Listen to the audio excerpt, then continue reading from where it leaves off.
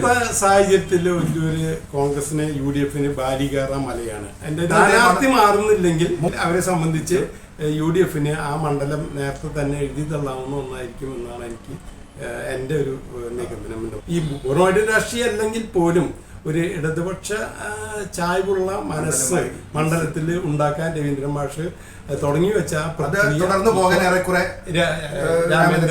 കഴിയുന്നുണ്ട്. ആ സീറ്റും കുറച്ച് ബുദ്ധിമുട്ടാണ്. 2026 നിയമസഭാ തെരഞ്ഞെടുപ്പ് UDF-നും LDF-നും ജീവമരണ പോരാട്ടമായിരിക്കും. ഈ സാഹചര്യത്തിൽ തൃശ്ശൂർ ജില്ല എത്രത്തോളം നിർണായകമായിരിക്കും ഈ തെരഞ്ഞെടുപ്പ്? എന്നോടൊപ്പം ഇന്നുള്ളത് തൃശ്ശൂരിലെ സീനിയർ പത്രപ്രവർത്തകനായ ഡേവിസ് കണ്ണനായ്ക്കൽ സാറാണ്. 40 വർഷത്തോളം തൃശ്ശൂരിലെ പത്രപ്രവർത്തനം ചെയ്ത വ്യക്തിയാണ്. ഇന്നത്തെ സാഹചര്യത്തിൽ ഒരു കോൺഗ്രസിന് UDF-ന് ബാലികേറ മലയാണ്. എൻ്റെ ഒരു പ്രധാന കാരണം PR ഫ്രാൻസിസ് കഴിഞ്ഞാൽ ഒല്ലൂരിൽ നിന്നൊരു കോൺഗ്രസ് സ്ഥാനാർത്ഥി PP ജോർജ് മാഷായാലും രാഘവപുഴക്കടവിലായാലും ഒന്നും അവിടെ നിന്നുള്ള സ്ഥാനാർത്ഥികളല്ല ജയിച്ച് വന്നിട്ടുള്ളത്.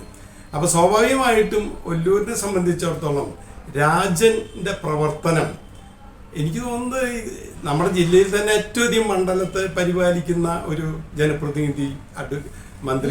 ചിലർ പറയുന്ന സാറേ, ഞാൻ പറഞ്ഞില്ല, ഏറ്റവും മികച്ച മന്ത്രി ഒരുപക്ഷെ CPM മന്ത്രിമാരെക്കാളൊക്കെ ഉപരിയായിട്ട് ഏറ്റവും നല്ല രീതിയിൽ മണ്ഡലത്തെ പരിപാലിക്കുന്ന ഒരു MLA എന്ന് പറയുന്നത് K. രാജനാരി. ഒരു സംശയവുമില്ല. ജാതി മത കക്ഷി രാഷ്ട്രീയത്തിനൊക്കെ അതീതമായിട്ട് എത്രയോ സൗഹൃദങ്ങളാണ് അദ്ദേഹം ഈ സമയത്ത് സൃഷ്ടിച്ചെടുക്കുന്നത്. അതുപോലെ വളരെ എഫക്റ്റീവായിട്ട്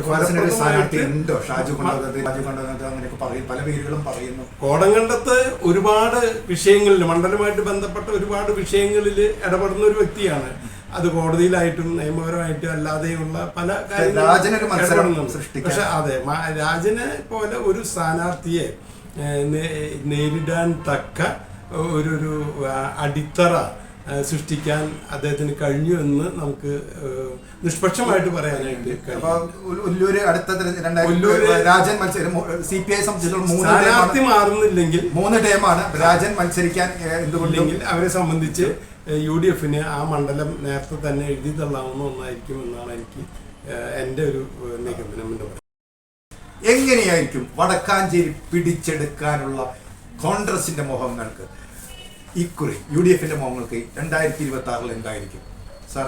അവിടെ നേരത്തെ പല MLA-മാരുടെ കാര്യത്തിൽ സൂചിപ്പിച്ചതുപോലെ സീവർ ചിറ്റിലപ്പള്ളി പഴയ പലരെയും കണക്കൂട്ടുള്ളിൽ തെറ്റിച്ചുകൊണ്ട് അത്യന്തം ജനകീയനായിട്ട്, അതേസമയം വികസന പ്രവർത്തനങ്ങളിൽ ഒരു അഭൂതപൂർവമായ മുന്നേറ്റമാണ് ആ മണ്ഡലത്തിൽ ഇപ്പോൾ സംഭവിച്ചുകൊണ്ടിരിക്കുന്നത്. അപ്പോൾ അത് പ്രത്യേകിച്ച് MLA-യുടെ സാന്നിധ്യം, MLA-യുടെ ഇടപെടലുകൾ അതൊക്കെ പ്രകടമാകാവുന്ന രീതിയിൽ ഒരുപാട് മെഡിക്കൽ കോളേജുമായിട്ട് ബന്ധപ്പെട്ട്, ടൂറിസം മേഖലയുമായിട്ട് ബന്ധപ്പെട്ട്, റോഡുകളായിട്ട് ബന്ധപ്പെട്ട്, വിദ്യാലയങ്ങളായിട്ട് ബന്ധപ്പെട്ട്, അങ്ങനെ നോക്കിയാൽ കാണാവുന്ന ഒരുപാട് വികസന പ്രവർത്തനങ്ങളുടെ ഒരു പെരുമഴക്കാലാണ് വടക്കാഞ്ചേരി അനുഭവിക്കുന്നത്. വടക്കാഞ്ചേരിയിൽ പറയുമ്പോൾ അനിലക്കരെ നമുക്ക് മറക്കാൻ കഴിയില്ല. അനിൽക്കവരെ മുന്നേ ഈ പറയപ്പെടുന്ന വിജയം അക്കരയ്ക്ക് സംഭവിച്ചത്, അദ്ദേഹം വാർത്തകളിൽ വിവാദങ്ങളിലൊക്കെ വളരെ നല്ല രീതിയിലുള്ള നായകസ്ഥാനം വഹിച്ചെങ്കിലും ഈ മണ്ഡലത്തെ പരിപാലിക്കുന്ന കാര്യത്തിൽ വേണ്ടത്ര ശ്രദ്ധിക്കാൻ അദ്ദേഹത്തിന് അനിലക്കര കൂടി സ്ഥാനാർത്ഥി ആയാലും പോലും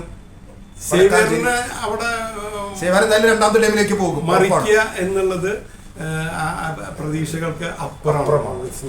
വടക്കാഞ്ചേരിയും ബുദ്ധിമുട്ട് തന്നെയാണ്.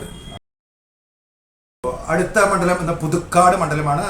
രവി സാറിന്റെ സുഹൃത്തുകൂടിയാണ് KP വിശ്വനാഥൻ സാറ് ഒരു കാലത്ത് കുത്തകയാക്കി വെച്ചിരുന്നൊരു മണ്ഡലമാണ്. ഐക്യജനാധിപത്യ മുന്നണിയുടെ പിന്നെയാണ് കേരളത്തിലെ ഏറ്റവും ജനകീയനായ വിദ്യാഭ്യാസ മന്ത്രി എന്ന് പറയുന്നത് സെന്റ് തോമസ് കോളേജിലെ പ്രൊഫസറായ രവീന്ദ്രൻ മാഷ് ആ മണ്ഡലം പിടിക്കുകയും പിന്നീട് KK രാമചന്ദ്രൻ എന്ന് പറയുന്ന പാർട്ടിക്ക് വേണ്ടപ്പെട്ട MLA വരികയും. എന്തായിരിക്കും പുതുക്കാട് അവസ്ഥ? വാസ്തവത്തിൽ പുതുക്കാടിന്റെ മനോഗതി മുഴുവൻ മാറ്റി എഴുതിയത് രവീന്ദ്രൻ മാഷാണ് എന്നുള്ള കാര്യത്തിൽ തർക്കമില്ല. KP വിശ്വനാഥന്റെ കാലത്ത് നിന്നും രാഷ്ട്രീയപരമായി തന്നെ ഈ കൊടകരയും പുതുക്കാടും മാറിയിട്ടുണ്ട്. രാഷ്ട്രീയപരമായി ഇടതുപക്ഷത്തേക്ക് കൂടുതൽ അടുത്തിട്ടുണ്ടെന്ന് തോന്നുന്നു. അത് നേരത്തെ സൂചിപ്പിച്ചതുപോലെ കോൺഗ്രസിനകത്ത് ഈ മേഷയുദ്ധങ്ങൾ തന്നെയാണെന്ന് പറയേണ്ടി വരും. ആ മണ്ഡലത്തിന്റെ ഗതി മാറ്റിയ ഒരു ഇപ്പോഴും പഞ്ചായത്തുകൾ സാറിന് ആ മണ്ഡലം ശരിക്കും അറിയോ? തൃക്കൂർ ഉൾപ്പെടെയുള്ള പഞ്ചായത്തുകളൊക്കെ കോൺഗ്രസിന്റെ കയ്യിൽ നിൽക്കുന്നുണ്ട്. മറ്റേ പുതുക്കാട് കോൺഗ്രസിന്റെ. പക്ഷെ നിയമസഭാ തെരഞ്ഞെടുപ്പ് വരുമ്പോൾ ഇതൊന്നും പ്രതിഫലിക്കുന്നില്ല എന്നുള്ളതാണ് ഈ രാമചന്ദ്രൻ സ്വാഭാവികമായിട്ടും ഒരു ട്രേഡ് യൂണിയൻ നേതാവായിട്ട് വന്ന വ്യക്തിയാണ്. അതിനൊക്കെ വ്യക്തിപരമായിട്ട് കണക്കാക്കിയത് അദ്ദേഹത്തിന് ഈ ഒരു വളരെ ജനകീയനാവാൻ ഉള്ള ഒരു പ്രയാസം കാണും എന്നുള്ളതാണ്. പക്ഷെ ഇപ്പൊ മണ്ഡലത്തിലെ അനുഭവം എന്ന് പറയുന്നത് വളരെ പ്രിയപ്പെട്ട ജനകീയമായിട്ട് അദ്ദേഹം മാറിക്കഴിഞ്ഞു. പാർട്ടിക്ക് പുറത്തും ഒക്കെ ആളുകളോട് നല്ല രീതിയിലുള്ള ഒരു ബന്ധം സൃഷ്ടിച്ച് ആ രീതിയിൽ വളരെ എളിമയോടുകൂടി സാധാരണക്കാരുടെ ഇടയിൽ ഇറങ്ങി നല്ല സ്വാധീനം ഉറപ്പിച്ച് പ്രവർത്തിക്കുന്ന ഒരു അവസ്ഥയിലേക്ക് അദ്ദേഹം പുതുക്കാടും. അപ്പൊ പുതുക്കാടും ഈ പറഞ്ഞ പോലെ സ്ഥാനാർത്ഥി എന്നുള്ളത് കോൺഗ്രസിന് അങ്ങനെ ഉയർത്തിക്കാട്ടാവുന്നപ്പോ ജോസഫ് ടാജറ്റിനെ കുറിച്ചൊക്കെ പറയുന്നുണ്ടാകാം.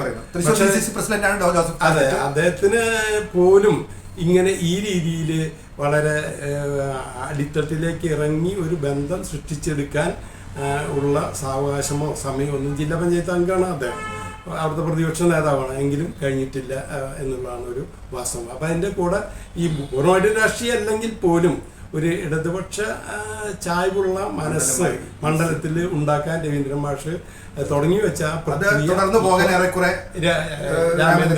കഴിയുന്നുണ്ട്. ആ സീറ്റും കുറച്ച് ബുദ്ധിമുട്ടാണ്. പക്ഷേ UDFന്റെ സിസ്റ്റം അല്ലെങ്കിൽ കോൺഗ്രസിന്റെ സിസ്റ്റം ഏറ്റവും മികച്ച രീതിയിൽ മിഷണറി ആക്റ്റീവായിട്ടും പരാജയപ്പെട്ട ചേലക്കരയിൽ എന്തെങ്കിലും ചേലക്കര ഈ പറഞ്ഞ പോലെ അതൊക്കെ വളരെ സിസ്റ്റമാറ്റിക് ആയിട്ട് ബിൽഡപ്പ് ചെയ്തുകൊണ്ടുവന്ന ബിൽഡപ്പ് ചെയ്തുകൊണ്ടുവന്ന മണ്ഡലം. അത് കോൺഗ്രസിന്റെ വേണുഗോപാലനെ പോലെ ഒരുപാട് നല്ല നേതാക്കളുള്ള പഞ്ചായത്തുകളിലൊക്കെ വലിയ മുൻതൂക്കമുള്ള ചരിത്രം എടുത്തുകൊണ്ട് കോൺഗ്രസിന് തന്നെയാണ്. പിന്നെ രാധാകൃഷ്ണന്റെ രംഗപ്രവേശനത്തോടു കൂടിയാണ് ആ ചിത്രം മാറുന്നത്.